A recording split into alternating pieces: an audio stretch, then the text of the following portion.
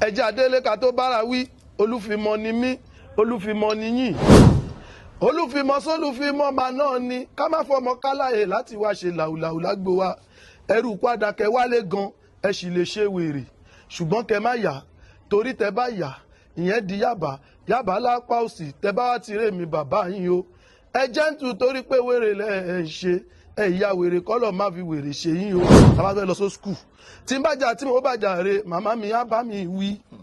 bí mo dẹ̀ jà bí mo bá jà bí màmá mi á bá mi wí mo wá sọ pé kí ló dé màmá tẹ̀fì máa ń bá mi wí ó ní tó bá jẹ̀ bí o tàbí tó bá jà re tí bá tún bá ẹ̀ wí ló máa fi mọ̀ pé jà ó dọ́là mo ṣe dọ̀bálẹ̀ wájú ni ọmọ Ajídìjàgà ẹ̀kọ́ ni mo ní bẹ́ẹ̀ ni sàmúlò wọn kọ́ mi sọ pé ṣe Alhaji Barrister àwọn gbàgbé nǹkan ara gbàgbà o ara gbàgbà o ọmọ Agbájé lọ́la ara gbàgbà o ara gbàgbà o ayé ẹ bá mi kìlọ̀ fọmọ tápà o òun fẹ́ aráyé òun fẹ́ mi kò jẹ́ èlé o tápàtápà o èjì náà bá tẹ bá bẹ́ẹ̀ kí Alhaji rẹ̀ rí sí ẹ kí wọ́n lọ síbẹ̀ nílé ìyá wọn. Tiwa, you are welcome to another incredible edition of Unscripted with Jeff Owolewa. Lórí ètò lẹ́nìí, mo máa tún touch lórí legacy of one of our legends in the industry. Yes, so join me as I welcome Rasheed Ajigijaga. Yes, so ẹ kí àwọn aráalé. Ṣé mọ̀ bẹ́mi gan ṣe jẹ́ ìgbín kàkàkà ìbìtì kàkàkà ẹbìtì tí ògbójú wọn ti ní kì í pàgbé iṣẹ́ mọ̀túndé Rasheed gangan lèmi ń jẹ́ Ajigijaga orúkọ bàbá mi ni. Ó lọ fà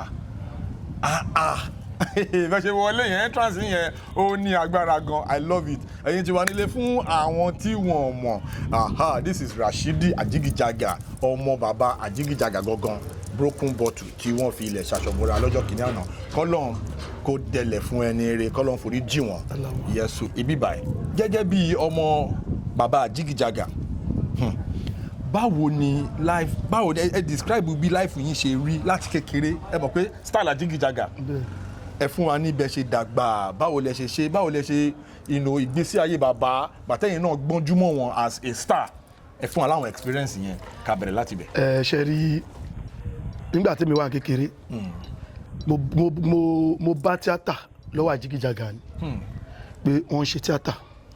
tí mo fi gbọ́njú bọ̀ nígbà tí mo wà kékeré Ajigijaga ò tí ì star. Wọ́n ì tí ì star èmi ti ń gbọ́njú kan tó star. Ṣé o ti wọ́n ti ń ṣe wọ́n máa ń pe kinní kan ní tíátà àrìnjó wọ́n máa ń travelling theatre wọ́n máa ń lọ ṣe stage gbà mí wọ́n lè lóṣù méjì wọ́n lè lóṣù mẹ́ta wọ́n ti lọ kan rí tó pé lọ́dún yẹn àwọn Déndé Láwòrí wọ́n pe máa kan ní love kinní kan love ó wà ní orúkọ wọn baby love wọ́n lọ fún bíi 3 months kò sí fóònù nígbà yẹn tá à ń wá wọn tí màmá wọn ń ké everything gbà tó yá wọ́n tún dé ṣíṣe ti yẹ but fíìmù Ajímájàsán on his blessed memory òun ló star wọn broken bottle náà ń jẹ́ tẹ́lẹ̀ Èrúngò bàbá yìí Okondo tó wà lẹ́yìn bàbá Sàlá òun ló wá sọ wọn náà Ajigijaga. Bórúkọ yẹn ṣe. Iṣẹ́ yẹn náà lọ ṣe nígbà yẹn gbogbo àtàjọ ń gbé àjọ ń sùn wọn ìlórúkọ báyẹn nígbà yẹn. Èmi náà ní opportunity láti ṣe àwọn iṣẹ́ kan pẹ̀lú bàbá Àjìgì nígbà tó wà láyé. Bàbá Àjìgì máa ń kírun. Bàbá Àjìgì wọ́n ṣe ẹ̀sìn èmi mo mọ̀ torí àwọn time kan tá bá ti wà lórí set tá bá ń ṣiṣẹ́ tí àsìkò òun bá ti tó wọ́n máa ń kírun mo ti witness 1 or 2 times. Ṣé báwo ni torí ẹni tó bá rí wọn normal ẹ máa pé ẹni tó máa ń ṣe crime action film báwo ló ṣe wá di pé wọ́n máa ń ṣẹ̀sìn. láti ilẹ̀ wọn ni nǹkan tó bá ní that me ò dé ń criticize tó bá yẹ pé Christian ló bá wọn ẹ̀ kò ṣe dáadáa tó bá yẹ pé Muslim ló bá wọn ẹ̀ ṣe dáadáa tó bá yẹ pé ìṣẹ̀ṣe ni ṣe that me kọ́ máa sọ fún mi pé ibi tó ní kálukú bá fi Ọlọ́run ẹ̀ sí ibẹ̀ ló ti máa bá. tẹ bá ìfìkọ̀ káwọn kan máa iṣẹ́ kó jẹ́ pé àwọn gọ́gọ́ náà níṣẹ́ fún àwọn tó bá tí kámẹ́rà bá ń rò tó bá ti tó táìmù rẹ̀ ẹ̀ pa kámẹ́rà ẹ̀ já lọ kírun. Anybody ló mọ̀ wọn ní industry even though gbogbo àwọn tó jẹ́ colleagues wọn tó jẹ́ bí sábẹ́ wọn when we are talking of Uncle Kamaru Saba Radical Go Slow àwọn yẹn náà jẹ́ bí sábẹ́ wọn wọ́n mọ̀ pọ̀ ń ṣẹ́ sí Àjíkìjàgà ó máa pa kámẹ́rà ẹ̀já lọ kírun tó bá ti kírun ẹ̀bí 10 to 15 minutes á dìde iṣẹ́ tún bẹ̀rẹ̀ tó dá mi á sọ pé láàrin kádìjú kàlà táwọn bá ń yaṣẹ́ tẹ́lẹ̀ mi bá lóun gbẹ̀mí ẹ̀ òun fẹ́ gbẹ̀mí ẹ̀ kò sí nǹkan tẹ́nibọ̀dì fẹ́ ṣe sí pé ká fi táìmù tọ́lọ́hún lẹ̀. Wow. Now let's talk of legacy Àjíkìjàgà. Àwọn fíìmù wo lára àwọn fíìmù tí wọ́n ṣe mo rántí pé ó ní fíìmù kan kí n tájú fíìmù yìí o tí wọ́n lo àwọn stars púpọ̀ nínú fíìmù yẹn báyìí in the course of the program màá rántí bọ́ ẹ lè rán mi létí àwọn fíìmù wọ́n ti fíìmù wọn pọ̀ wọ́n ṣe fíìmù kan mistake àṣìṣe wọ́n ṣe Ọmọkọ́yà wọ́n ṣe Inspector Òrékè wọ́n ṣe Torí Ayọ̀mí wọ́n ṣe ọmọ alága garage. Yes. Wọ́n ṣe ọmọ alága garage. Yes. Wọ́n ṣe Yétúndé Ẹ̀rù Jẹ̀jẹ̀. Fíìmù wọn pọ̀. Now lórí legacy tí mò ń sọ̀rọ̀ lọ ká tó bọ́ sí ibò mi ṣe ti rí legacy wọn àwọn iṣẹ́ takuntakun tí wọ́n ti ṣe àwọn ni a fẹ́ jẹ́ kí ó dohun gbàgbé. Now ṣé àárín kan gẹ́gẹ́ bí ọmọ wọn ẹ̀yin ni first born wọn ẹni first son wọn náà so gẹ́gẹ́ bí ọmọ wọn àwọn fíìmù wọn wo lẹ fi pé bóyá ẹ lè revisit fún àwọn fans wọn tó jẹ́ pé Àjíkìjàgà àwọn fíìmù wọn lẹ́yìn fi pé ẹ lè bí ẹ máa reproduce ẹ ní o ẹ mọ̀ kọ́ máa ti ń ṣe sequel láyé tá a wà yìí sí bẹ́ẹ̀ni bóyá kí ló máa ń pè náà sequel ẹ mọ̀ kí àwọn fíìmù tán ti ṣe tó jẹ́ gbajúgbajà yẹn wọ́n máa tún ṣe sequel ẹ̀ wọ́n máa rebrand ẹ̀ àwọn plans wo lẹ ní fún àwọn legacy wọn. ṣe rí Ọlọ́run kó là wá lọ́wọ́ afẹ́nijẹ má fẹ́ kẹ́ni yó ìṣòro táwọn dáàdì mi ní nígbà náà òun làwọn mákẹ́tà ṣùtì I'm not sorry to say wọ́n damage ọ̀pọ̀lọpọ̀ artist nígbà náà kan ya aṣẹ kan máa rò ó gbà ọwọ́ wọn dẹ̀ ní master máa wà ṣẹ́dẹ̀ mọ̀ pé ní ìsìn ayé ti ṣe kínní àìmọye àwọn fíìmù wọn míì irú tó ń ṣe last year irú ọmọ alága agbèrò yẹn tábà fẹ́ túnṣe a lè túnṣe but ó ti wà lọ́wọ́ ẹni tó ní tí wọ́n bá touch ẹ̀ ẹ̀ẹ́kan nípa kan máa múwèé kọ́ọ̀tù wa ni which means wọ́n sì jẹ dáàdì mi lówó wọ́n dẹ̀ sì jẹ wọ́n lówó lórí iṣẹ́ yẹn but ẹni tó níṣẹ́ ti kú ta ló fẹ́ jẹ́rìí èmi agreement wọ́n jọ sign kò sí lọ́wọ́ èmi ọwọ́ mákẹ́tà ló wà mákẹ́tà ò ní múlẹ̀ torí pọ́n fẹ́ pe àwa lẹ́jọ́ yẹn wọ́n máa sọ pé a ti tàsé àgẹ̀rẹ̀ sórí nǹkan tí bàbá wa ti gba owó ẹ̀ tí wọ́n dẹ̀ fún wọn lówó wọ́n sì jẹ dáàdì mi lówó mákẹ́tà tó sì jẹ dáàdì mi lówó nígbà yẹn wọ́n tó mẹ́ta bọ́ mi ò ní dárúkọ ẹnì kankan tó lórí afẹ́fẹ́ la wà program yìí dẹ̀ ní wéètì gan èrò tó ń wò wá pọ̀ millions of èèyàn ló ń wò wá kó má di pé mí dẹ̀ ṣe wà yìí ṣe rí interview or ìfọ̀rọ̀wọ́rọ̀ pẹ̀lú èèyàn ó rí bẹ́ẹ̀ lọ́pọ̀lọpọ̀ artist fẹnu kọ ló ti ní issue I'm not here to come and kí wá stain ẹnì kankan jẹ́ when you talk of my father nǹkan tí mo bá mọ̀ nípa dáàdì mi màá sọ nǹkan tí mo bá mọ̀ nípa gbèsè ayé ti tèmi màá sọ ẹ lẹ́yìn mo lọ ilé status kan kò fún mi lómi kò ṣe kíní kan I don't come here for that ṣó ti yé yín kí má ṣẹ̀yàn kí má ṣe ara ti tèmi I will go straight to the point àìmọye àwọn tó ń jẹ dáàdì mi lówó nígbà yẹn ní Ìdúmọ̀tà gan tó fi padà túbọ̀ lọ sáré náà but a ní láti dárúkọ nítorí Ọlọ́run ti gbèjà wọn jà ó kàn yẹn pé ìgbèjà tó Ọlọ́run gbèjà wọn yẹn kò ṣojú bàbá ti tèmi ni. bẹ́ẹ̀ni a ti kúrò lóko ẹrú yẹn. a ti kúrò lóko ẹrú yẹn kò ṣojú àwọn bàbá títí wa gbogbo àwọn artist tó kú gbà yẹn náà tí wọ́n tó yẹ pé wọ́n lórúkọ tó ń ṣe everything tí wọ́n halẹ̀ tó yẹ pé wọ́n kú sóko ẹrú àwọn mákẹ́tà ṣùgbọ́n Ọlọ́run ló ní bó ṣe fẹ́ ló mọ bó ṣe fẹ́ dájọ́ àárín yẹn. èmi gangan tí mò ń bá yín sọ̀rọ̀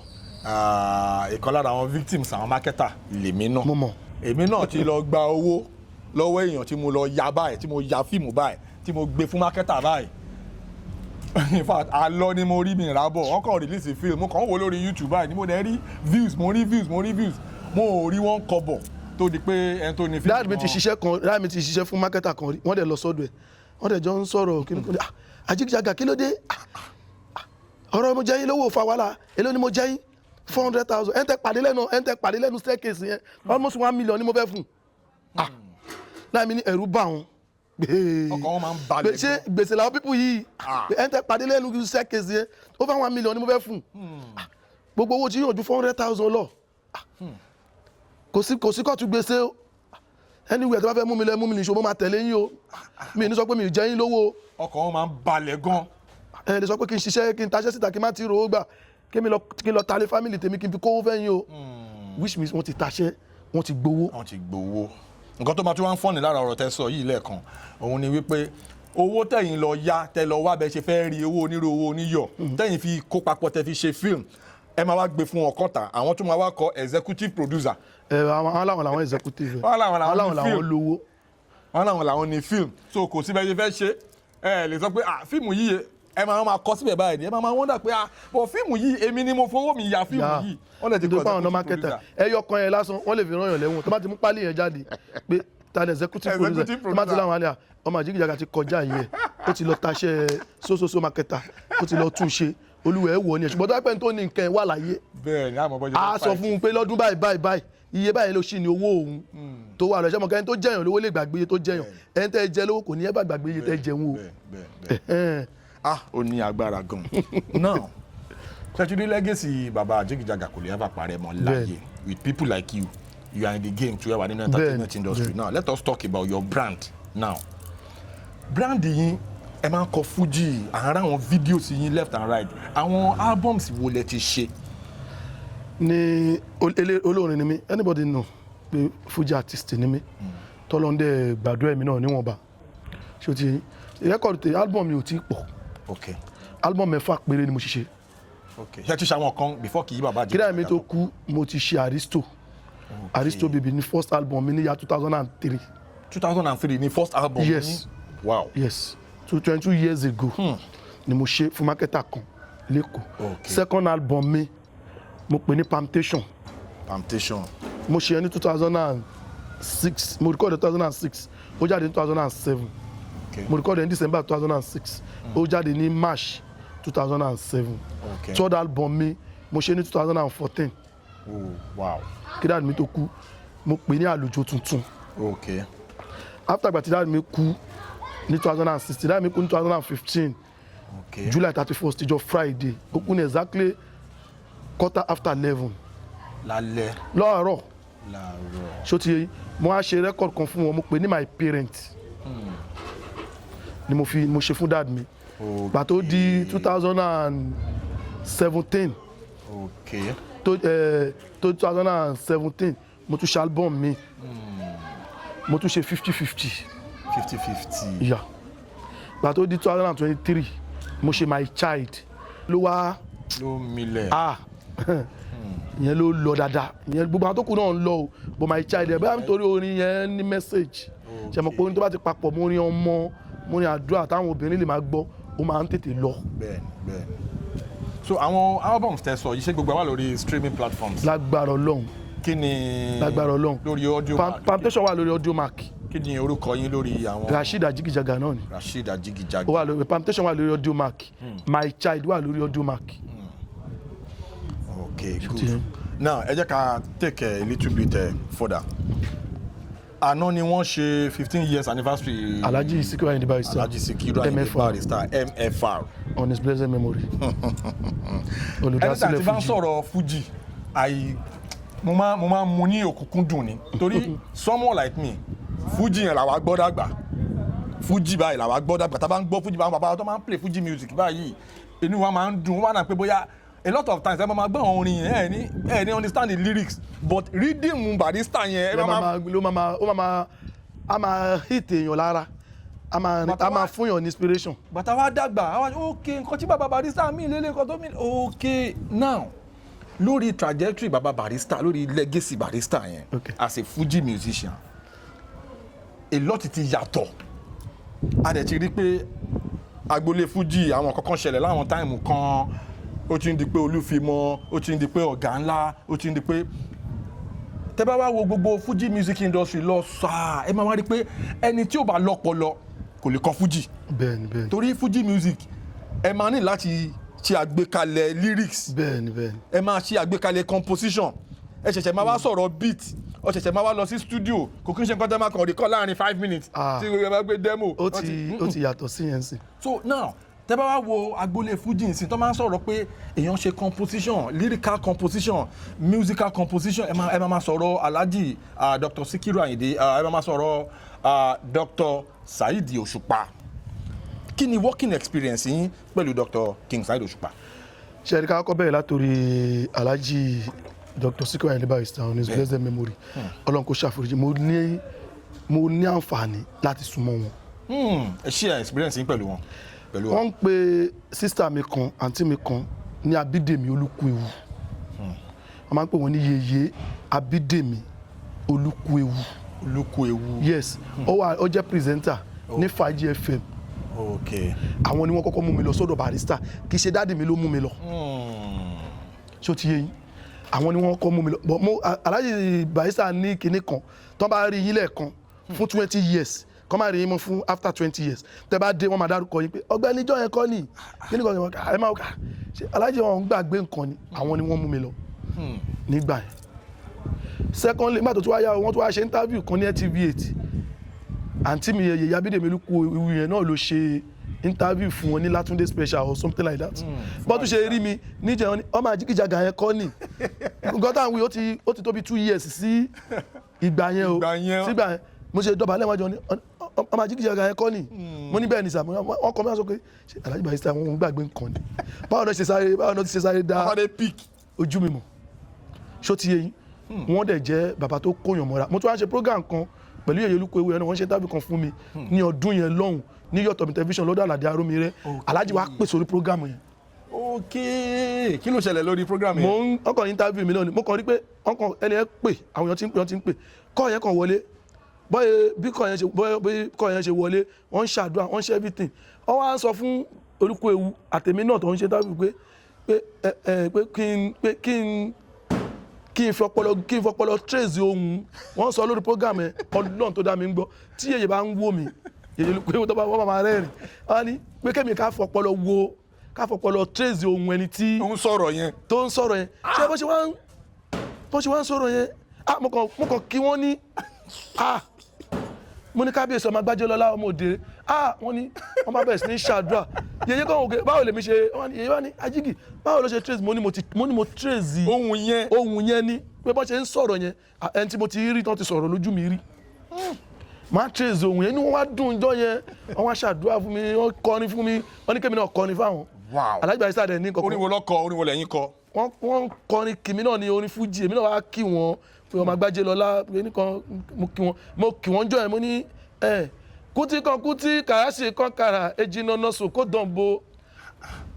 òkú tápà kan ohun mi rí bàbá ayé tápà lówó èmi o ẹ mọ̀ pé tápà nìyá wọn mo ní lọ́jọ́ tí tápà bá kú wọ́n á ní kẹwé tutù òwú ẹ wá fara oyin tutù òwú ṣọ̀pọ̀ afárá oyin ìṣọ̀wọ́n o òbí ìjàrá lódò ọmọ Olúbísí ara gbàgbà o ọmọ Agbájélọ́lá ara gbàgbà o ayé ẹ bá mi kìlọ̀ fọmọ tápà o òun fẹ́ aráyé òun fẹ́ mi kò jẹ́ èlé o tápàtápà o èjì náà bá tẹ́bá bẹ́ẹ̀ kí Alhaji rẹ́rìn sí ẹ kí wọ́n lọ síbẹ̀ nílé ìyá wọn. Really? Yes àwọn family wọn máa gbọ́ nǹkan tí mo sọ tẹ́bá orí Barrister orí Alhaji máa wú tẹ́bá kí wọ́n lọ síbẹ̀ rí pé tọ́mọ máa sọ kí màmá wọn tọ́mọ ti kí kúrò ní Sàlàwẹ̀ lẹ́kọ̀ọ́ tápà yẹn náà máa ń kí lọ. tàbí òbí ń já níyà mi ọmọ ara lóòdù ọmọ Olúbísí òbí ń já níyà mi ìyá wọn tọmọ tápà bọ̀ tẹ́ bá fẹ́ kí Alhaji dáadáa wọ́n máa ń fẹ́ kẹ́ gbá wọn dé level yẹn. bẹ́ẹ̀ ṣe ń sọ̀rọ̀ lọ́lẹ́ẹ̀kan yẹn mo ń fìlì tẹ́tí mẹ́nu bà ọ̀rọ̀ bàbá Barrister mo ń fìlì tóònù orin Barrister yẹn lẹ́nu yín mínítẹ̀ ti gbẹ́nu lé báyìí mo rí pé ẹ̀ ń change tune yín lọ sí level yẹn ni ó wá ń jẹ́ kí ó wá wà nostalgic torí Barrister gangan ni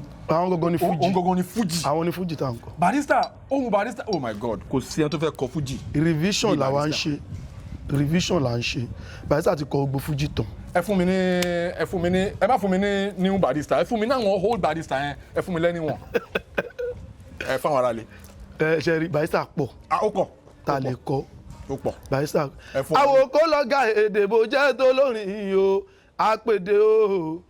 àpèdè o lápèdè àsìkò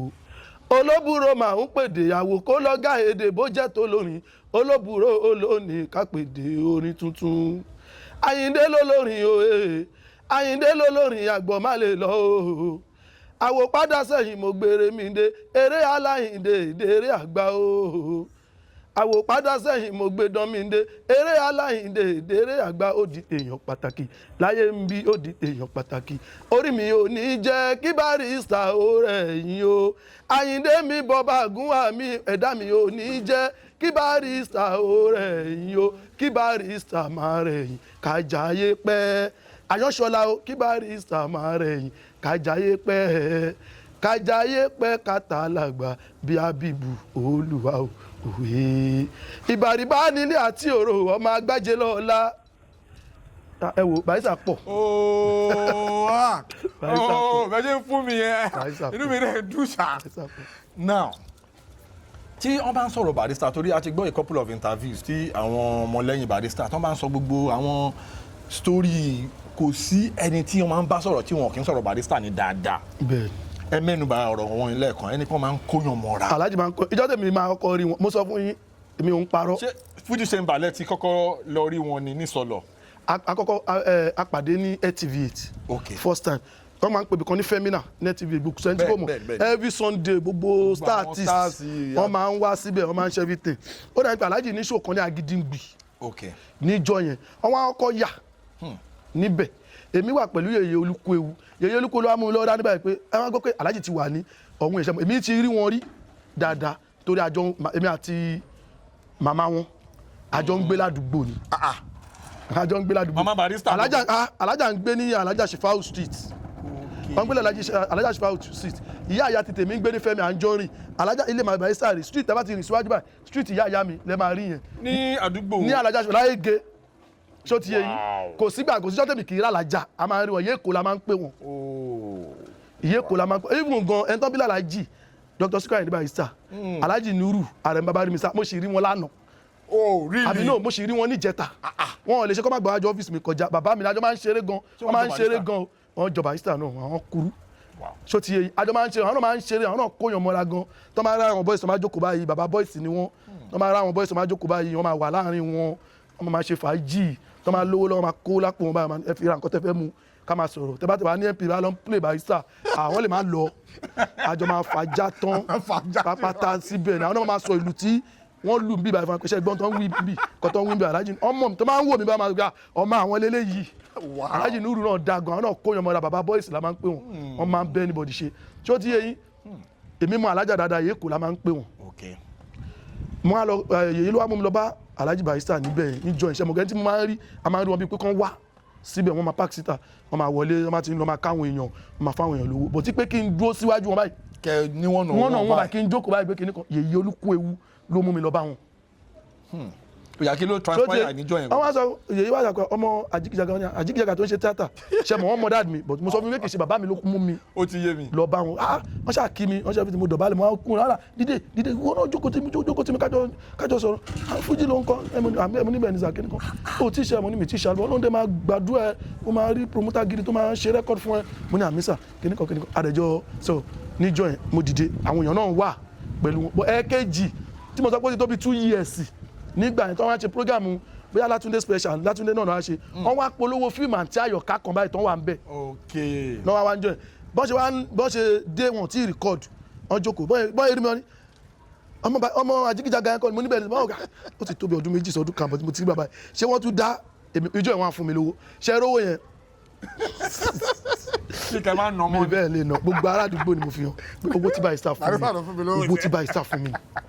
owó yìí Barrister ló fún mi lówó yìí. ẹ fẹ́ la Barrister ló fún mi lówó yìí. ṣé mo àgbàlagbà mi ìdẹ́wà tó jágba eléré tí ẹ lè súnmọ́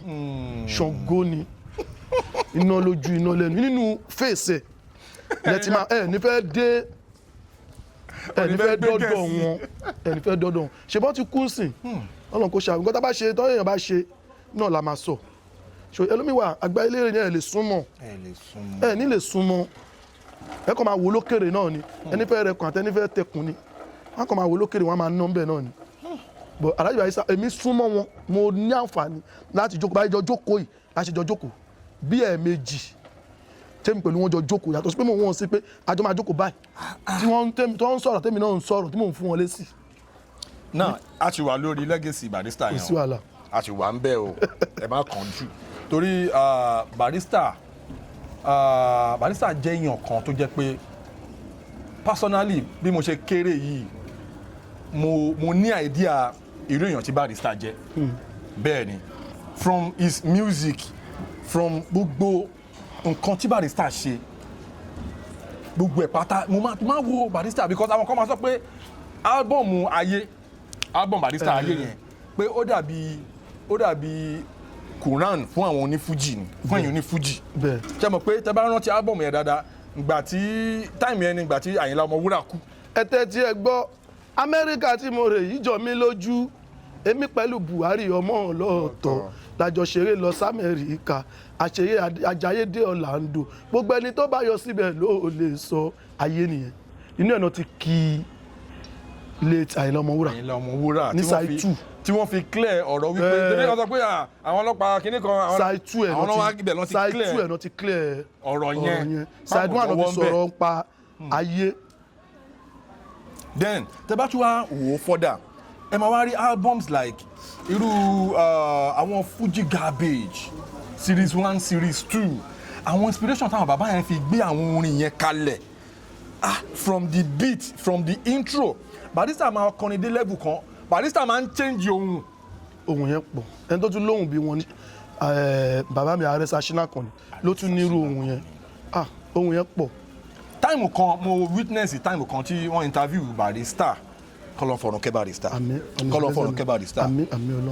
gbogbo nǹkan tó filẹ̀ ò ní bàjẹ́ ní agbára Ọlọ́run wọ́n wà lórí interview yẹn ní yí ẹ̀yìn ó ti pẹ́ wọ́n wá bi wọ́n pé bàbá tí tẹ bá dàgbàdàgbà tẹ lọ síbi tí àgbà máa ń rè ta ni ẹ feel pé ó lè step in sínú torí ṣù Barrister tóbi gan fún èèyàn kan láti tẹsẹ̀ bọ̀ kò kí n ṣe nǹkan lóbi tètè bọ̀ ní o kò ṣe nǹkan kéré wọ́n wá ní kí Barrister sọ ẹni tí wọ́n fi pé ó lè step in sínú ṣù yẹn Barrister wá interview yẹn Barrister ò sọ̀rọ̀ because àwọn kan sọ pé tí Barrister bá ń sọ̀rọ̀ wọ́n máa ń ká lòlò but tó máa ń kọ orin orin rọ̀ wọ́n lọ́rùn kan fi sọ̀rọ̀. ló fi jẹ́ pé wọ́n máa ń sọ kọrin orin náà máa fi ń sọ̀rọ̀ jù. most of ọ̀rọ̀ orin náà máa fi ń sọ̀rọ̀ jù. tó ní interview yẹn orin náà fi ń ṣe gbogbo kíní yẹn wọ́n wá dárúkọ Ààrẹ Ṣínà Àkànní gbogbo Fuji music industry nígbà ní yíyẹ yẹn wàhálà ṣẹlẹ̀ o. ó ṣe kí ẹ mo rántí ọ̀rọ̀ tẹ́ ń sọ yìí. wàhálà ṣẹlẹ̀ mo rántí ọ̀rọ̀ tẹ́ ń sọ yìí. ládùúgbò gbogbo àwọn tó wà ní industry. ó ṣe wá jẹ́ pé Ṣínà Àkànní tẹ bá dẹ̀ wo style Ṣínà Àkànní lóòótọ́ àwa tá ẹwà mọ́ṣẹ́ lèmi so àwa súnmọ́ Ààrẹ Ṣínà Àkànní. no àwa súnmọ́ Fuji dáadáa ẹ mọ̀ kọ́ àwọn kan jọ sọ pé Ìbàdàn ló ní Fuji but àwa tá jẹ́ ọmọ Mùṣín a súnmọ́ Fuji dáadáa torí Fuji Mùṣín dàbí mo fẹ́ pè ní Mecca Mùṣín dàbí center of music ṣe mọ̀ pé Màṣẹ́wélé làlájì ti wá. bẹ́ẹ̀ ni Màṣẹ́wélé tàlájì ń gbé yẹn ní ibẹ̀ làwọn olórin tó ń jẹ́ Fuji pọ̀ sí. ọmọdé ń sọ̀rọ̀ kókà wọ́n máa ń sọ̀rọ̀ Awólọ́wọ̀ market alájà náà wọ́n tajà ń bẹ̀ ní Awólọ́wọ̀ alájì sọ wọ́n fi kọrin so now gbàtí bí mo ti wá ń sọ̀rọ̀ yẹn lọ industry shake yàrá sì kéré o but mo imagine nǹkan tó ṣẹlẹ̀ ní ìgbà yẹn now back to era tàwa yìí nsìn tẹ bá wo gbogbo Fuji music industry máa ń sọ̀rọ̀ Fuji máa ń sọ pé ó yẹ ká máa ṣe baribration. Alhaji Saheed Òṣùpá náà sọ. ó yẹ ká máa ṣe baribration ní every year bọ́n ṣe máa ṣe celebration yẹn ó yẹ ká máa ṣe baribration bẹ́ẹ̀ torí nǹkan tí Barrister ti ṣe ọbẹ̀ tí Barrister ṣe ní gbogbo yín jẹ. so orí mi dẹ́ wù ìgbà tí mo rí tán ṣe remembrance wọn ní àná tí gbogbo everybody tán pay homage mo ní good torí bàbá yẹn yàtọ̀ sí pé bí i legacy bàbá Barrister bàbá yẹn jẹ́yàn tó nice sí everybody even wọ́n ní pé tó fi kan ọmọ lẹ́yìn wọn kékeré báyìí wọ́n ń fojú pa anybody rẹ̀. àníjọ́ tèmi máa rí wọn sẹ́ mi máa ti rí wọn ládùúgbò ti pẹ́ ṣe mọ̀ pé tó máa wá sí Agége tó máa wá sí Alájà Ṣìfà ibi tó ń wá náà wá ọ̀dọ̀ màmá wọn náà wá Alájà làwa súnmọ́ dáadáa ṣó ti èyí kò la máa la súnmọ́ dáadáa kí mo fẹ́ fà ní pé tó máa wá bẹ́ẹ̀ ṣe wọn ń dá wá ó lè jẹ́ mọ́tò méjì ló máa tẹ̀lé wọn wá àbí mọ́tò mẹ́ta tó máa ti wá wọn máa wọnú ilé wọn máa pẹ́ẹ́pẹ́pẹ́ wọn lè pẹ́ẹ́pẹ́pẹ́ tó máa ń lọ wọn máa fún àwọn bọ́ìsì ní owó ṣẹ́mọ̀ ẹni tó ń wá kò yẹ kó wá kọrin èmi ò lè ń ṣọmọ ta pé mo fẹ́ gbowó lẹ̀ kí ni kò ṣẹ́mọ̀ ó máa difficult fún mi lákàntí lè lọ bá wọn. bẹ́ẹ̀ unless kò yẹ pé èèyàn kan ló máa link mi mọ́ wọn ó ti bọ̀ tí pé èèyàn fẹ́ link mi mọ́ wọn gbogbo máa ń sọ kò ṣe dáàdì mi ló mú mi dọ́rọ̀ ọ̀dọ̀ Barrister báyìí pé tí mo fi láǹfààní àti jókòó ti Barrister sọ̀rọ̀ Yèyé Olúkòewu ni ìjọ yẹn mo rí i pé life wọn wà very very flexible wọn mú kan bọ́yẹ̀ ń bẹ́ mi sọ̀rọ̀ tán bẹ́ mi sọ̀rọ̀ ẹlòmíì tún ti ń bá wọn ṣẹ̀fẹ̀ mẹ́ wọ́n tún ti ń bẹ́ lómi ṣeré ìwọ wọ́n tún ti ń ṣeré gbọ̀ngàn tó wá yè mí lẹ́nu ẹ̀kẹ́ ti máa rí wọn yẹn bọ́yẹ̀ ni ọmọ Àjíkìjàgà yẹn kọ́ ni bẹ́ẹ̀ ni Aláàjì kìíní ọkọ mi àti bàbá yìí ṣe wọ́n àwọn gbàgbé nǹkan ni ẹlòmíì ẹ lè rí láàrin 6 months nígbà tí kọ́kọ́ jọ dẹ̀yìn pẹ̀lú ẹ̀pọ̀ ẹ lè rí lẹ́nìí kẹjọ sọ̀rọ̀ ẹ kàn máa rán ìmájì pé mo dẹ̀ ti rí bọ̀bọ̀ yìí kí lórúkọ ẹ náà bàbá yẹn rí wọn ọmọ Àjíkìjàgà yẹn kọ́ ni mo níbẹ̀ mo fi mọ̀ pé wọ́n ní solid memory pé wọn kì í gbàgbé nǹkan ló fi jẹ́ pé Aláàjì bá ń ṣe interview kò kì í ṣe mistake ọ̀rọ̀ 20 years sígbà náà 30 years ó máa rán yín létí ó máa sọ déètè. now kí ni working experience yín pẹ̀lú Dr. King Saheed Òṣùpá. ṣe rí Aláàjì Saheed Òṣùpá mo súnmọ́ wọn mo mọ̀ wọn dáadáa ló ti yé yín nǹkan kọ́kọ́ wà nù ọ̀rọ̀ Aláàjì Saheed Òṣùpá ẹni tó bá àlejò ọ̀nà orin ẹ máa ẹ̀dá ń wojú Ọlọ́run wo ọkàn ojú Aláàjì Saheed Òṣùpá lé o but inú ẹ̀ rọ̀ inú ẹ̀ dáa ìdí tí mo sọ pé inú ẹ̀ dáa ni pé tẹ́yìn pẹ̀lú ẹ̀ bá jọ ní iṣu nínú ojú ẹ̀ bá ilẹ̀ ti máa mọ̀ pé ẹ̀ ń jà níjọ́ tíjà yẹn bá ti tán tí ó bàbá yín jà mọ́ ẹ máa túmọ̀ ní ojú ẹ̀ pé ẹ̀ jà mọ́ ju pé nǹkan tó burú jù láyé ni pé kéèyàn fẹ́ jẹ̀ sínú kó máa fi tutọ́ funfun jáde ìgbà tí ọ̀rọ̀ di ọ̀rọ̀ ọba Olúfimọ Mátàgbàmọ́lẹ̀ Arábàmbí kinní kan gbogbo ẹni tó gbégẹ̀ sí nínú ọ̀rọ̀ yẹn pápátá Aláàjì Òṣùpá fi lórí náà lẹ gba orin ìgbà tí ìjà tán náà ni tí ó bá sí pé kìíní ṣe inú nǹkan táwọn pẹ̀lú Aláàjì Wasiu Alabi Pasuma àtọ́jọ́ fapọ̀ ṣé èèyàn lè wò pé Aláàjì Saheed Òṣùpá ó dẹ̀ gbéra láti ilé ẹ̀ pẹ̀lú àwọn bẹ́ẹ̀ sọ pé ó dà mo fẹ́ wá Wasiu Alabi lọ ẹ jẹ́ ká lọ kí wọ́n dẹ̀ lọ bẹ̀ wọ́n dẹ̀ jọ ń wà wọ́n jọ ń nísìn wọ́n jọ ń ṣe àná nísìn èmi ò lọ gbogbo kíní ẹ̀ mo rí ló ṣe social media wa lọ play njoko à ń rí gbogbo ẹ̀ tọ́jọ́ jókòó pẹ̀lú Sáfẹ́jọ́ tọ́jọ́ ń ṣó ti yé yín ṣé èèyàn lè mọ̀ pé dáàmì àsìkò ìjà ìjà ti lọ àti jà àti jọ fà ó ti tóra wọn kò sí jà mọ́ ẹ má jà bára wa jà mọ́ ó ti tán ṣó ti yé yín ju pé kéèyàn fi ẹ̀jẹ̀ sínú kó tutọ́ funfun jáde tẹ́ ẹ̀ ní mọ́nú ẹ̀. kí ni in that vein àti sọ débẹ̀ yẹn ẹ fún wa ní orin Olúfimọ. ẹ̀jẹ̀ àdélé ká tó bára wí Olúfimọ ni mí Olúfimọ ni yín Olúfimọ sólúfimọ máa náà ni ká má fọmọ káláyè láti wá ṣe làwùlàwù lágbo wa ẹrù padà kẹ wálé gan ẹ sì lè ṣe wèrè ṣùgbọ́n kẹ má yà torí tẹ bá yà ìyẹn di yàbá lápá òsì tẹ bá wá tiré mi bàbá yín o ẹ jẹ́ǹtù torí pé wèrè lẹ́ ẹ̀ ń ṣe ẹ ìyá wèrè kọ́lọ̀ má fi wèrè ṣe yín o tàbá fẹ́ lọ sí skul tí n bá jà tí mo bá jà re màmá mi á bá mi wí bí mo dẹ̀ jà bí mo bá yẹ bí màmá mi á bá mi wí mo wá sọ pé kí ló dé màmá tẹ̀fì máa ń bá mi wí ó ní tó bá jẹ̀ bí o tàbí tó bá jà re tí bá tún bá ẹ̀ wí ló máa fi mọ̀ pé jà ó dọ́là ẹ má yẹ kí n kọjú. ó lọ fà now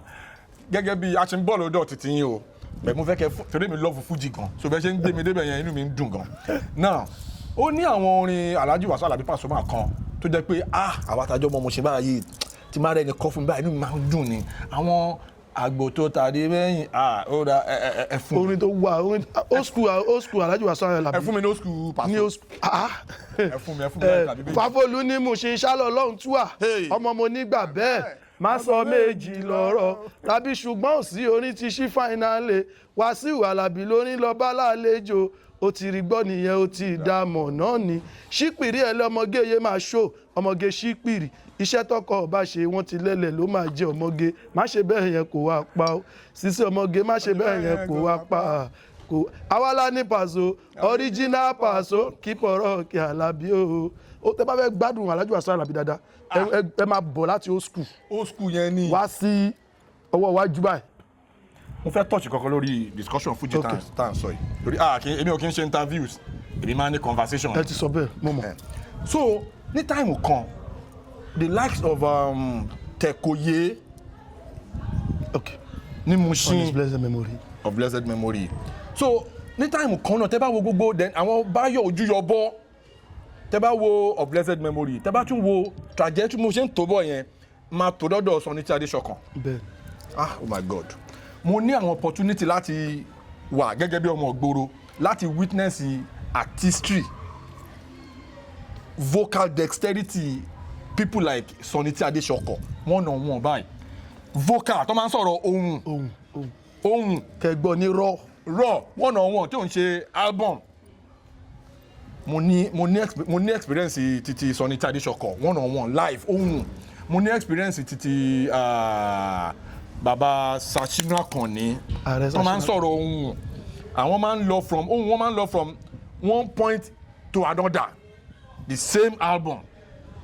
Barrister nìkan ni the only person tó máa ń ṣe kíni tó máa ń change ohun lórí tó máa stream tó máa turn.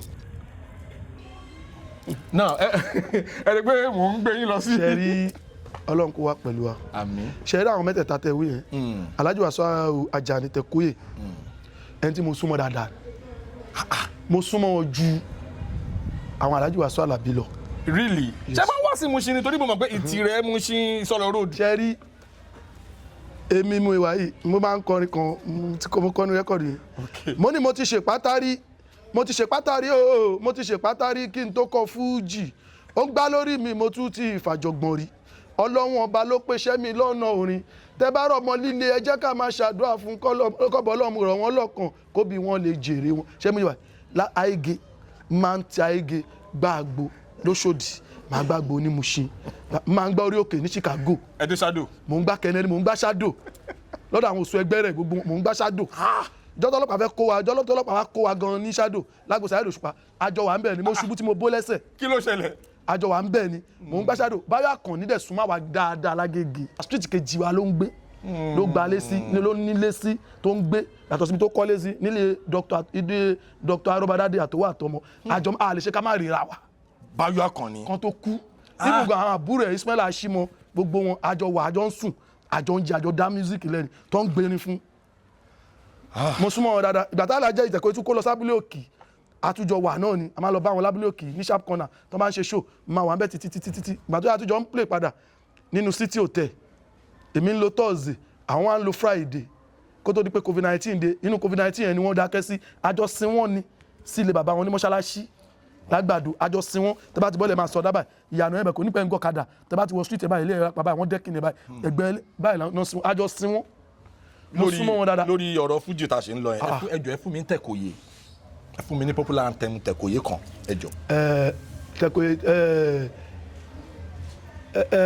báwo ni nítorí orin wọn ó dáwọn láìfù wọn kan ẹ̀jẹ̀ rí ẹni bàbá òun fẹ́ ni nílùú ajá ní Tekoye a kì í ta bẹ̀rẹ̀ ẹni tá bá ti fẹ́ ló ń ga lójú ẹni lójú àwọn tèmi gẹ́gẹ́ bíi Michael Jackson mà ní mo rí gẹ́gẹ́ bíi Michael Jackson mà ní mo rí oní Tekoye pọ̀.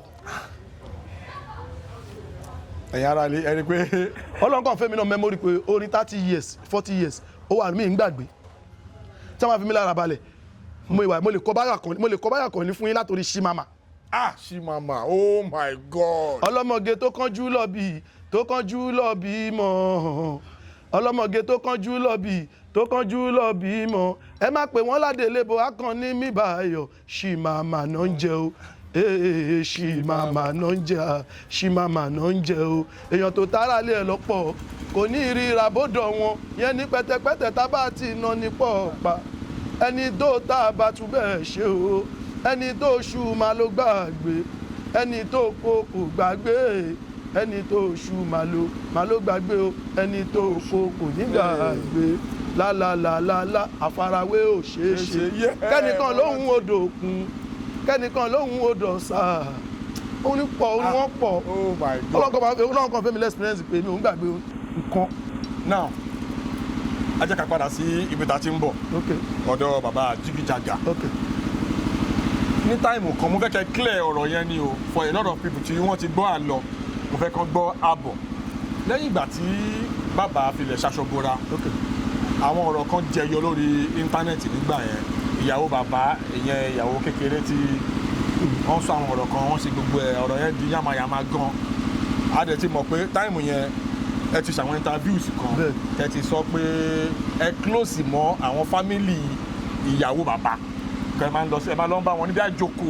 bẹ́ẹ̀ then ọ̀rọ̀ kó mọ kò ṣe kó mọ gbogbo ọ̀rọ̀ yẹn mo fẹ́ kẹ́ bí tọ́rọ̀ yẹn ti yanjú sí báyìí mo mọ̀ kó bá ti yanjú. ṣẹ́rí mi ìfẹ́ sọ anything nípa ọ̀rọ̀ yẹn mọ́ bọ̀ má kàn yan ẹ̀yàn torí àwọn tó ti gbá lọ nítorí àwọn tó ń gbá lọ òun náà ti padà gbá bọ̀ but tí tẹ bá béèrè kankan lọ́wọ́ mi tí màá fún yín lésì màá dàbí onígbéraga torí àwọn tó jẹ́ colleagues dáàdì mi nígbà yẹn mo ṣe interview kan tí mo dárúkọ gbogbo àwọn bàbá alápinni bàbá Jóbewé mo dárúkọ àwọn radical mo dárúkọ àwọn go slow pé àwọn tó ń kó ẹnìkan ò lè dé ń sìn kó kàn bóyá láàrin 20 years kó sọ pé òun máa Jìgìjàgà when you are talking about Jìgìjàgà wọ́n máa lọ bèrè lọ́wọ́ radical àwọn bàbá Jóbewé àwọn gódógbó bàbá Jírébi wọ́n pè bàbá kan ó ti pín ìmọ̀ bóyá ìwà wọ́n pè wọ́n ní Atẹ́yẹpẹ̀ àwọn tí wọ́n jọ wà tán jọ lògbà nígbà yẹn nìyẹn ṣe nígbà tọ́rọ̀ yẹn jẹ jáde ó jẹ́ nǹkan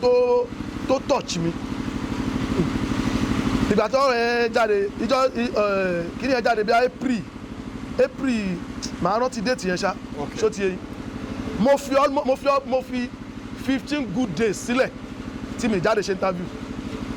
táwọn èèyàn dẹ̀ ń pè mí látijọ́ yẹn kò tí ó jáde tí mo ti lọ wò lórí TikTok kò tí ju 30 minutes lọ làwọn èèyàn ti ń pè mí mo wá rí i pé ìyàwó dáàdì mi I always call her my stepmother kò tó mi lọ́jọ́ orí she know kò tó ẹni tán bílẹ̀ mi but bọ́ọ̀ ikọ́ mi ń lé wa ìwọ́n tó bá ti wá láti ilé ọba wàá jẹ́ ẹni tó máa ní ìrẹ̀lẹ̀ wàá dẹ̀ ní tẹríba bí mo ṣe wà kò sẹ́ńtì mi lè dọ̀bálẹ̀ fún I'm close to 50 tó bá di next term I'm 50 49 ni mo ṣe ní last month ní November ṣó ti yé but mo lè dọ̀bálẹ̀ fún ọmọ 20 years ìlànà iṣẹ́ mi ló gbà bẹ́ẹ̀ tẹ̀kọ̀yé tó ń wí yẹn náà kì í ṣe slang ìkìlọ̀ ní tẹ̀kọ̀yé tẹ̀kọ̀ wá ní tẹ̀ kó yé tẹ̀ kó yé tẹ̀ kó lè yé má ṣe gànràngànràn tẹ̀ kó lè yé ó ní túmọ̀ tẹ̀kọ̀yé tẹ̀ kó lè yé ṣó ti yé yín máa fi almost 15 good days sílẹ̀ àwọn èèyàn sọ pé kí ni mo ní mi lọ́rọ̀ mo rí i pé woman yẹn ọ́ ní ìdòwò tí bá wá jáde ṣe interview yẹn ń jọ yẹn àbíjọ́ kejì mo ti bọjà yẹn jẹ́ tó bá yẹ pé 5 million 6 million ló yẹ kó rí ó lè má rí ju 1 million ó lè má rí ju half a million lọ nítorí èmi á narrate tiẹ̀ bọ̀ láti ibi tó ti ń bọ̀ á yé àwọn èèyàn àwọn evidence ti máa mú wá ó máa supersede gbogbo nǹkan tí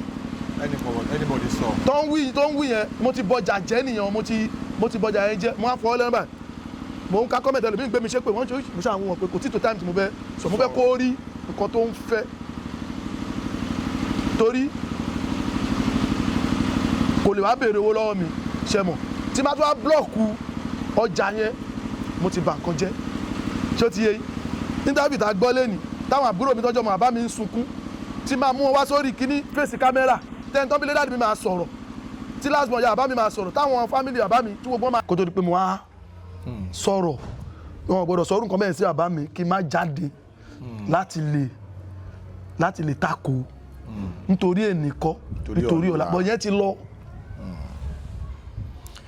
inú mi dùn láti gbọ́ bẹ́ẹ̀ ṣe sọ yẹn torí gbogbo nǹkan lé ayé yìí ìfẹ́ ni ìfẹ́ là kọjá òfin bàbá Jìgìjàgà kẹ̀dẹ̀rẹ̀ bàbá yẹn ṣẹ̀sìn so tí irú àwọn kan bẹ́ẹ̀ yẹn bá wá kò kí ń jẹ́ nǹkan tó máa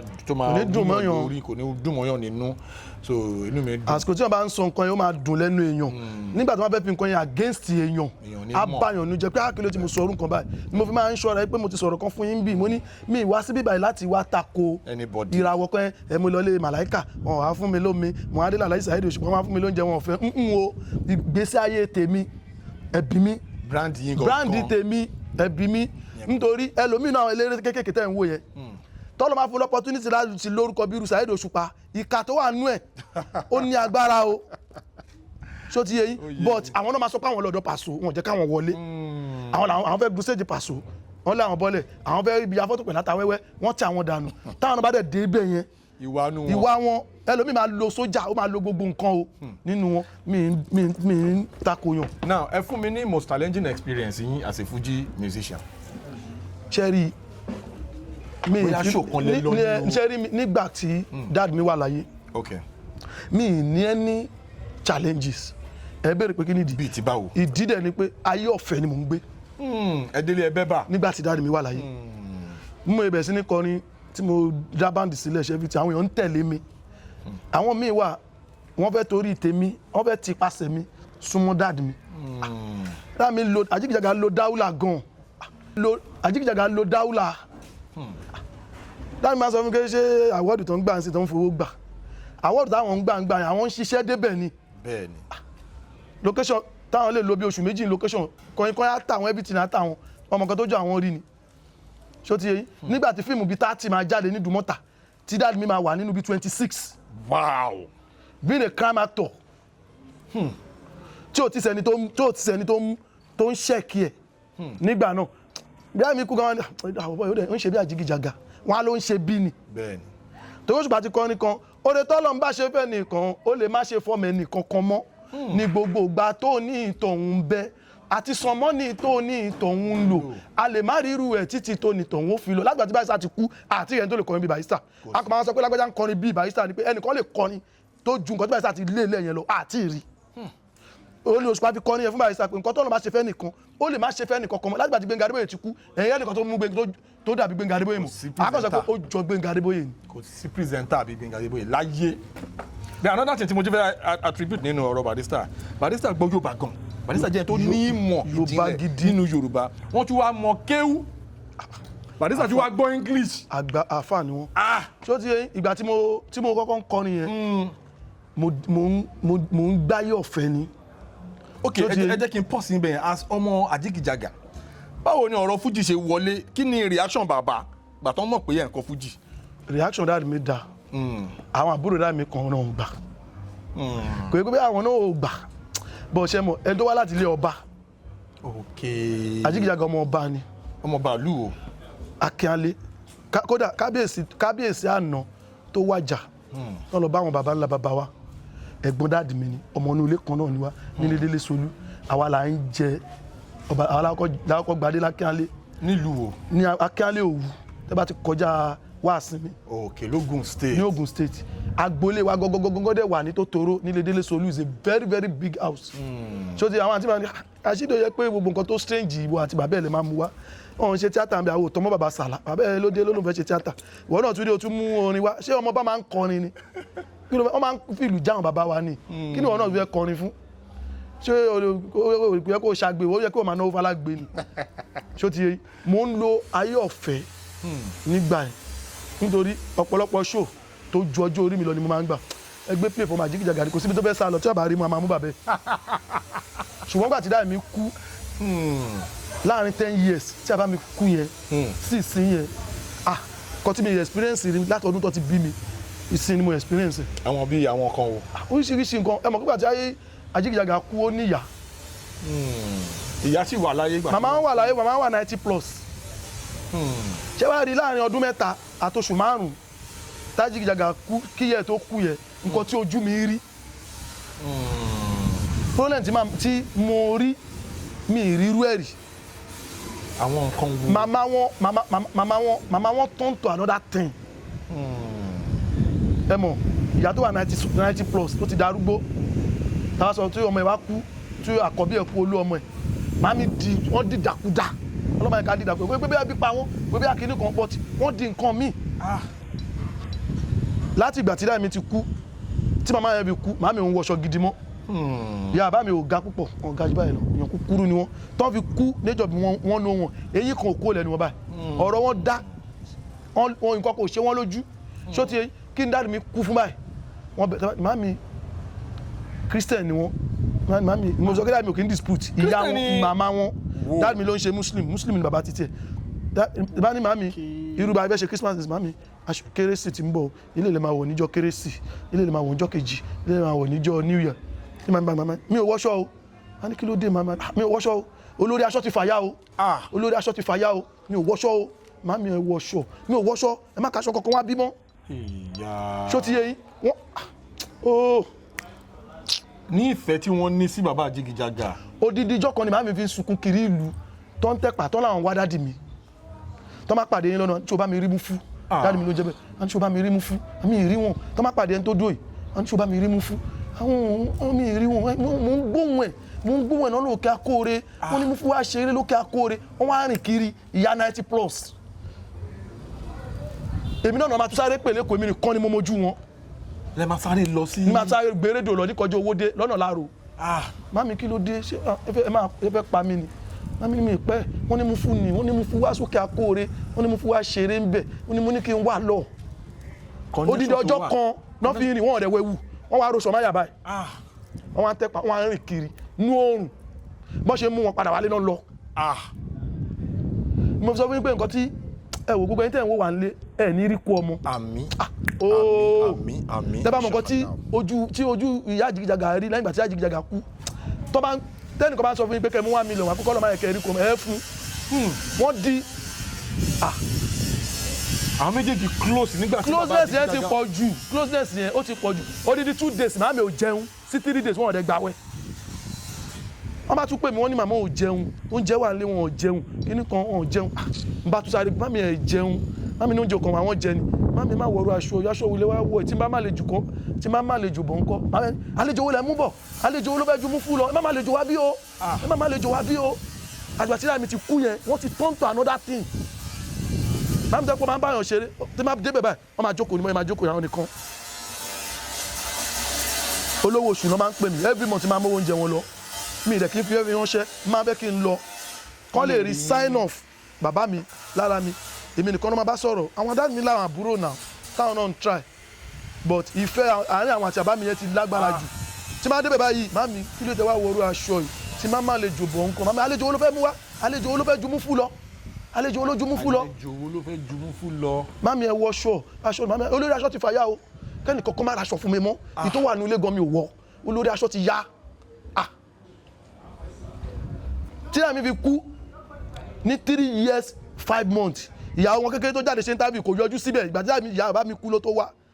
tí máa kí mo fẹ́ da nǹkan rú ní gbogbo táìmù tí interview yẹn fi bẹ̀rẹ̀ tọ́rọ̀ yẹn fi bẹ̀rẹ̀ máa fọ́ nǹkan lójú pápátá mo sọ pé ó ti lọ ṣe pé ọ̀rọ̀ nǹkan tẹ́ bí mi yẹn ó ti mú mẹ́mórì mi ó ti mára kan mi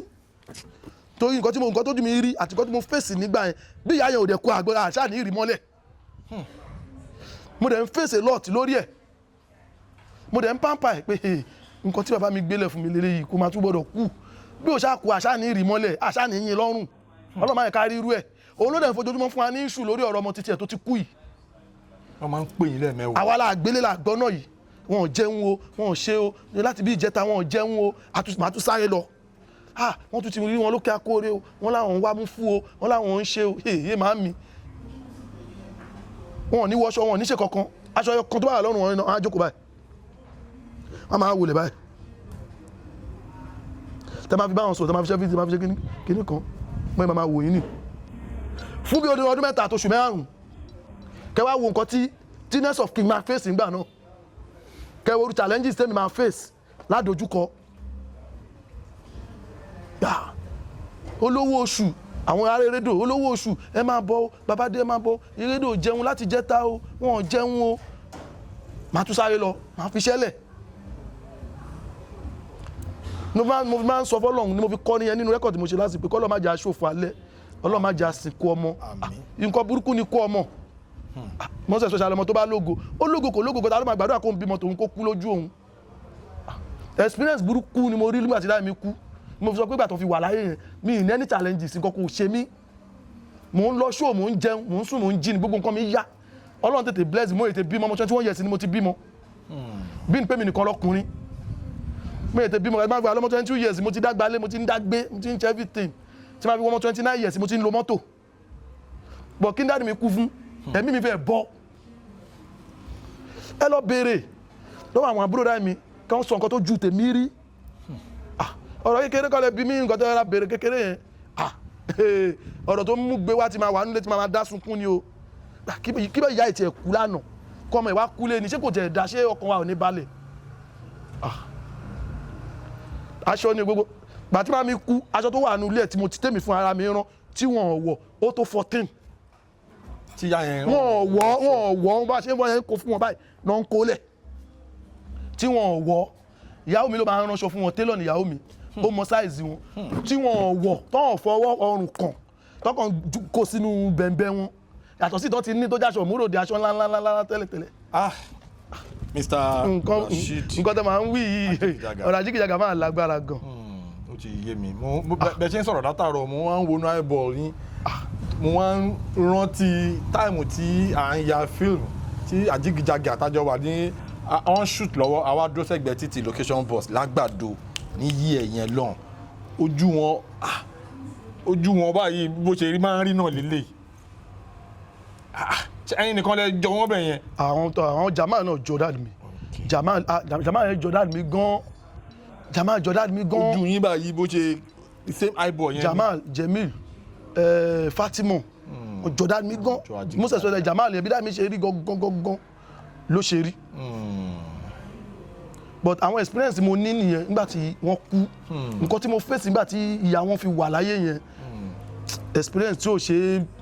bàtà tán bọ́lẹ̀ yẹn gbọ́dọ̀. èmi tàtà ló fẹ́ pè èmi náà máa pè èmi ni mò ń face gbogbo ẹ̀. ó ní agbára ẹ jẹ́ ká ṣe famous phone call kí ara pètò up ọlọ́run á fi oríjì Ajígìjàgà ọlọ́run á fọ̀run kẹ́ wọn iwájú tán dojú kọ kò ní bàjẹ́ ẹ̀yìn tán wá filẹ̀ náà ní bàjẹ́ girama náà ti kú. wọ́n ti kú bẹ́ẹ̀ ni. ọlọ́run á dáríjì girama ọlọ́run á foríjì wọn ọlọ́run á fọ̀run kẹ́ wọn ẹ jẹ́ ká ṣe famous phone call ẹ̀yin ará lé famous phone call láwa yìí àlejò wa máa pe celebrity a máa gbóhùn wọn lórí ètò ọmọ àbáyín sọ̀rọ̀ ṣe ti ń ṣe lọ ni ṣe ti ń pè ẹ jẹ́ ká wà kan fìdílé pápápá kásáré ṣe ní kọ́mọ́ kóbó tó bá ti ń ríngìn ẹ jẹ́ ká fi sí speaker ká gbóhùn celebrity tí àlejò wa pè. mo wà lórí ètò Jeff mo ń ṣe interview gbogbo àgbáyé dẹ̀ ń gbọ́ wa báyìí wọ́n ní kí n pe celebrity kan kò dẹ̀ sẹ́ni tí mo máa pè ju bàbá mi Sulaimon Ayílára lọ bàbá mi ẹ sọ̀rọ̀ kí gbogbo èèyàn gbóhùn yín bàbá Jóbewé ló ń sọ̀rọ̀ yìí. mo kí gbogbo ẹ̀yin èèyàn wa o èmi Sulaimon Oyèbámijì Ayílára kàmọ̀ sí Ajóbewé èmi ni mò ń sọ̀rọ̀ mo kí yín o ẹ ṣeun ẹ kú ètò. ẹ ṣeun gan sa. ọlọ́run a máa dúró tì wá o. àmín. ẹ̀yin já gbọ́. àmín. ẹ ṣe àbá mi. ọkọ̀ rí ìgbà fọlọ́run ọba. ẹ ṣe àbá mi. ọmọ muftaru ọmọ ìdíje dada. ẹ ṣe bàbá mi. ìyàwó ní yorùbá ọlọ́run ìlú tó dàrí ọlọ́run ohun òdùkọ́ ńlá tí ṣubú làwọn òpàkà lóhun bá àgbà. ẹ ṣe àbá mi. ọmọ abẹ́rẹ́ rẹ̀ lọ́wọ́ lọ́ka ilé ẹrú tí wọ́n lákàtí ìdúgbò lọ. ọmọ abẹ́rẹ́ rẹ̀ ìrẹ̀rú ọmọ àlè ní ọgbà òkìjà àṣùrù eré sáyé yóò bọ ìjà kájà owó gbọ́dọ̀ wọn mọ̀ ọ̀pá. ẹ ṣe sà.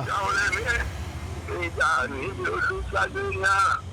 ní ìrọ̀lá mi jà àti ìdòdúwà rẹ̀ bẹ̀rẹ̀ yàn tí mo bá jà mi ò bá dà. àyàfi bí ọlọ́pàá gọ́sẹ̀ mi ò lálọ́ mi ò mú bọ́lá bí ṣubú táwọn pàkà ló ń bá a dà. ẹ ṣe sà. ètò òkèèrè mi ò máa yẹ mi ò. ẹ ṣe bàbá mi orí mi ń wú o. ọmọ jí fèfè fèrè ọmọ ńlá ọmọ alágún àrè tó lò ọmọ orí mọ́ta ọmọ àtàmọ́ta tó lò kókó bàtà ọ̀la máa tà. èmi máa lọ ọ̀la máa là ìjà mẹ́rin máa là ẹ̀sán lòun òdò owó máa tó gbìmọ̀. ọmọ apálẹ́sẹ̀ bí aláàrí. ẹ ṣe àbá mi òwú náà kì mí lọ yẹn. apálẹ́sẹ̀ ó wọlé ọmọ fàyàrọ̀. ẹ ṣe àbá mi. sọmọ pé bọ́ọ̀dì máa lọ sẹ̀ sọ́fúnṣàgbà yín bá ti lówó. ẹ ṣe sà. ẹ ṣeun. ọmọ ewéyewé ni wọn mi kò yípo ọmọ káyà tiẹ̀ ọkà wọn àjọyàn ní òkun ma. ẹ ṣé bàbá mi. ẹ ṣé bàbá mi. gbogbo ẹ̀yin ará ilé bàbá mi Sulaimon Ayílára Ajóbíewé àwọn náà ń kì mí yìí o àwọn ni celebrity tí èmi pé o. ẹ ṣé gan sa ẹ ṣé bàbá mi ẹ ṣé gan sa ẹ ṣé gan. ẹ̀yin ará ilé ẹ ṣáàjú ni pé à ń fà á já gan. Yes, so celebrity famous phone call òun ni àlejò wa ṣe tán yìí. Now álbọ̀mù yìí my child ṣebí ọmọ mi ó wà lórí gbogbo streaming platforms tó máa ti táìpù Rashidi Ajigijaga máa gbé akọ́ lọ sórí kọ́ lọ my child. ẹ jọ̀ọ́ ẹ bá wa lọ stream álbọ̀mù yìí then a ti wà ní ojú ọjà báyìí gbogbo ẹ̀yin tẹ́ bá fẹ́ ṣe event Rasheed Ajigijaga ọmọ bàbá Ajigijaga àwọn náà jókòó yẹn rí pé ohun fújì yẹn kì í síbẹ̀ ni tẹ́ bá ní event ẹ má hesitate láti pè wọ́n ẹ fún wọn ní nọ́mbà yín àwọn tó bá fẹ́ pè yín sí event ẹ fún wọn bí WhatsApp tí WhatsApp number mi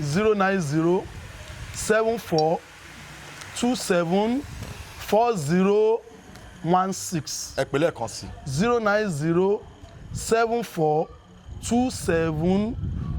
09074274016 WhatsApp number mi. ohun fújì yẹn ẹ wá fi kí àwọn fáǹsì yín kan lè mọ̀ pé. kò sẹ́yọ̀ lágẹ́rìgẹ́ egungun ló wà níbẹ̀ egungun ti gbalẹ̀ dé o Mr. Bátúndé lolórin kọ̀ìkọ́ yìí tó bá kọ́ ṣajẹ́ kó dẹ̀ tún fún wa lálùjọ Babátúndé olórin tó ń jẹ ìyànda o.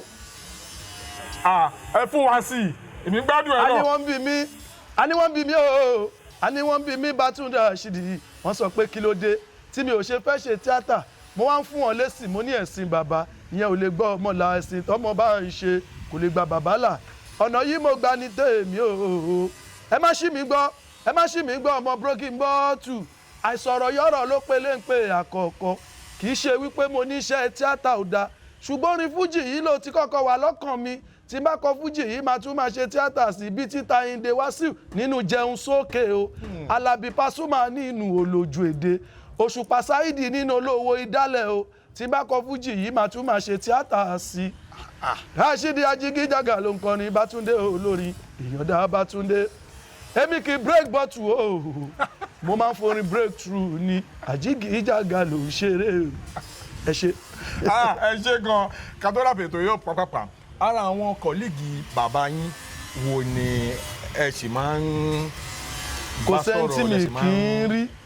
bàbá Ajóbíewé bàbá Alápinni bíi 3 weeks ago mi àti bàbá Alápinni ṣì wà lọ́dẹ̀ tó ẹni pé máníjà mi rẹ̀ ó gbà ní owó wọn lọlé ṣó ti yí àwọn bọ̀dá Kàmọ́rù Sábà Radical àwọn Go Slow àwọn máa ń pè àwọn sàbẹ.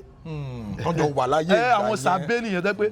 ó máa ń lójú location tí àwọn Radical àti Go Slow pẹ̀lú dáàbò tó kì í jọ ń lọ ó máa ń lójú location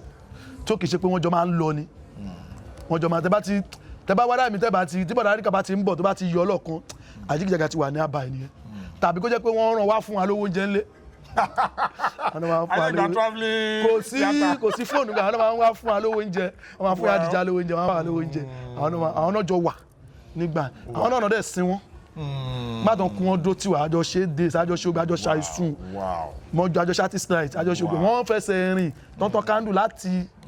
Ọpẹ́lú Lágbàdo wá Sáyégé ní event over 500 1,000 èèyàn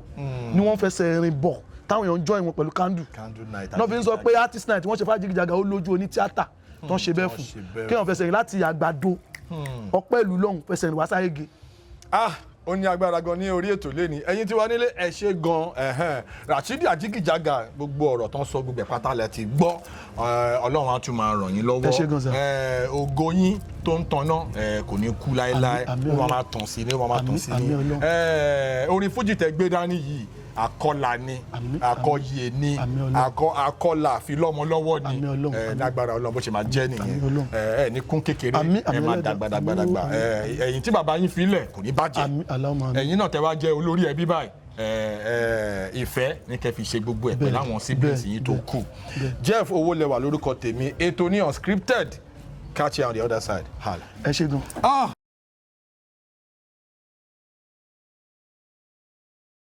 Please subscribe to my YouTube channel and press the notification button.